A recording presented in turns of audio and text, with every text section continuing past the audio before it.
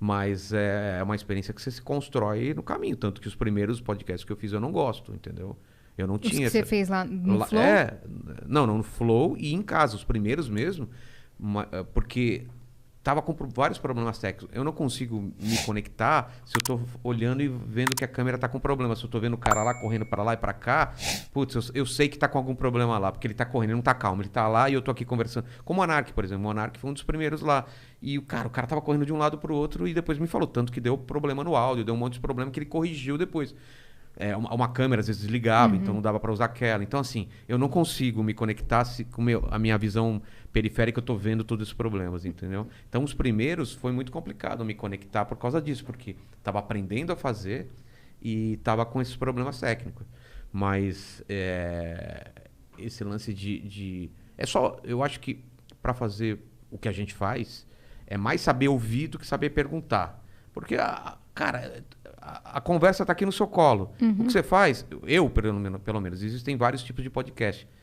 É que é uma metáfora para quem joga futebol. Não sei se vocês entendem muito de futebol, mas é marcação cerrada e marcação homem a homem. Marcação por zona e marcação homem a homem. Por zona, cada um fala, ó, esse setor eu pego, esse setor você pega, e eu faço mais uma marcação homem a homem, que eu fico colado na pessoa. Então, às vezes, o pessoal demorou para entender como que era o meu jeito de conversar, porque eu fico em cima, então toda hora, é isso daí mesmo? Por isso que a galera te chama do Faustão dos podcasts. No começo era assim, agora não. Agora porque eu não não preciso mais fazer isso. Sim. Mas no começo eu precisava. Então eu tô falando com você, então você tá... Conta o que você fez hoje de manhã. Cara, hoje de manhã eu acordei, fiz meu café e... Você fez o café? Cara, eu nunca faço café. Eu fiz meu café, aí gravei vídeo pros stories, depois tomei banho, pensei em correr, mas não fui correr. Cara, pra que correr? Entendeu? Eu fazia isso. Porque eu tava querendo que a pessoa entendesse que eu tô do lado dela, entendeu? Sim. Assim, eu fazia essa marcação. Tô acompanhando. Fazer essa marcação. Agora que a galera já entende, eu tô fazendo cada vez menos isso. Então... Isso é verdade, eu tô percebendo. Vai o cara lá e eu deixo ele falando. Porque eu já sei quando precisa e quando não precisa. Antigamente, não sei se é porque eu sempre fui muito fã de rádio, o meu maior terror é ter silêncio, entendeu? Nossa, eu falei isso já pra ela. Então... Quando eu vejo algum podcast que tem um silêncio um pouco maior, eu fico incomodado pelas pessoas. Você entra lá da sua casa. Eu falo... Sabe, quando fica aquele... Aí, nossa, dá um incômodo mesmo. Então, eu não deixava isso acontecer. Eu sofri muito isso também, Vilela, no começo. Porque eu ficava numa sede de... Não posso deixar, a peteca tá caindo. A peteca tá caindo, eu já ia... Opa, não, tem que interferir. E aí, aos poucos, eu fui mais relaxando. Você relaxa primeiro, porque às vezes é bom o silêncio. Às vezes precisa de silêncio. Pô, com o Ventura, teve umas horas que eu deixei ele quieto. Que ele não tava conseguindo falar. E se eu falasse, eu ia atrapalhar o momento dele. Ele falou, não, pera. Você vai falar o quê nessa hora? Você só fala uma coisa. Não, relaxa, cara. Aí ele vai lá. Pá. Se fosse antigamente, eu ia falar... Não, cara, não, eu ia ficar toda hora... Estamos aqui no Inteligência, né? Não ia levantar o tom, mas eu ia ficar direto. Então, assim, se aprende que ele consegue voltar sozinho, assim, depende da pessoa. E tem pessoa que eu ainda tenho que fazer como era antigamente.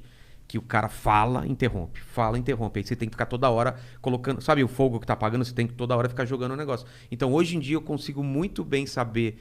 do começo, porque eu sempre troco uma ideia antes, sempre. Ah, você gosta de fazer isso? Gosto. Aqui a gente não curte muito. Eu gosto. Eu troco pelo menos 10 minutos antes. Eu já escuto a voz da pessoa, como que é o andamento da fala dela, e aí eu já me conecto com ela naquela hora. Às vezes não dá. Tem dia que... Poucas vezes não deram, mas sempre dá. Eu acho que uma vez só até hoje que o cara chegou muito em cima. Mas eu já tô acostumado a isso. Tô muito acostumado. Então hoje, cara, eu escuto muito mais. E outra, quando você tá começando o podcast, você quer falar muito. Você tem muita coisa pra mostrar serviço, pra... E as minhas histórias todo mundo já conhece. Então, agora é só ouvir o pessoal e só não deixar a bola cair. Mas no começo eu tinha que colocar minha experiência junto. Todo mundo já conhece, que me acompanha no podcast, já sabe minhas coisas. Então, só quando uma informação nova, eu tenho que falar, entendeu? Sim. Então, tá muito mais fácil agora.